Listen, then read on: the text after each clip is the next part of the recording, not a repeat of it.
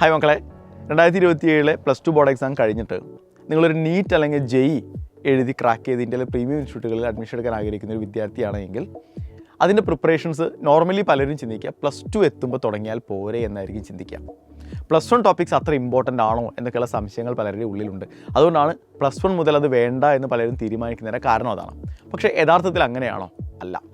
+1ൻ്റെയും +2ൻ്റെയും ടോപ്പിക്സിന് almost ഒരേ പ്രാധാന്യമാണ് നീറ്റിൻ്റെയും ജെയുടെയും സിലബസുകളിലുള്ളത്. Previous year questions ഒക്കെ പരിശോധിച്ച് നമുക്ക് മനസ്സിലാവും. +1 ടോപ്പിക്കിൽ നിന്ന് ഏകദേശം 40 to 50% ചോദ്യങ്ങൾ എന്ത് ചെയ്യുന്നുണ്ട്? +1 ടോപ്പിക്കിൽ നിന്നാണ് നീറ്റിനും ജെയ്ക്കും വരാറുള്ളത്. അപ്പോൾ 10ാം ക്ലാസ് കഴിഞ്ഞ് +1ലേക്ക് നമ്മൾ പ്രവേശിക്കുന്ന ആ ഒരു സമയം മുതൽ തന്നെ നീറ്റിനും ജെയ്ക്കും വേണ്ടിയുള്ള പ്രിപ്പറേഷൻസ് ആരംഭിച്ചു കഴിഞ്ഞാൽ വളരെ ഈസിയായി നമുക്ക് 2027 നിങ്ങളുടെ +2 ബോർഡ് എക്സാം കഴിഞ്ഞിറങ്ങുന്ന അതേ സമയം ഫസ്റ്റ് അറ്റംപ്റ്റിൽ തന്നെ നീറ്റും ജെയും ക്രാക്ക് ചെയ്ത് ഇന്ത്യയിലെ പ്രീമിയം ഇൻസ്റ്റിറ്റ്യൂട്ടുകളിൽ ഒരു മെഡിക്കൽ സ്റ്റുഡൻ്റ് ആയിട്ടോ അല്ലെങ്കിൽ എഞ്ചിനീയറിംഗ് സ്റ്റുഡൻ്റ് ആയിട്ടോ എൻട്രി ചെയ്യാൻ നിങ്ങൾക്ക് സാധിക്കും. സോ എത്രയും പെട്ടെന്ന് നിങ്ങളുടെ തീരുമാനം എടുക്കുക. സൈലത്തിൻ്റെ കിങ്സ് 11 ബാച്ചിലേക്കുള്ള അഡ്മിഷൻസ് നടന്നുകൊണ്ടിരിക്കുകയാണ്. കിങ്സ് 11 ബാച്ച് എന്ന് പറയുന്നത് നിങ്ങളെ ബോർഡ് എക്സാമിനൊപ്പം നീറ്റിനും ജെയ്ക്കും പ്രിപ്പയർ ചെയ്യുന്ന ബാച്ചാണ്. പെട്ടെന്ന് തീരുമാനിക്കുക എന്ത് വേണമെന്നുള്ളത്. ഇനിയും ലേറ്റ് ആകേണ്ടതുള്ളൂ എന്ന് നിങ്ങൾ തീരുമാനിക്കുക. അപ്പോൾ ഡിസിഷൻ എടുക്കേണ്ടത് നിങ്ങളാണ്.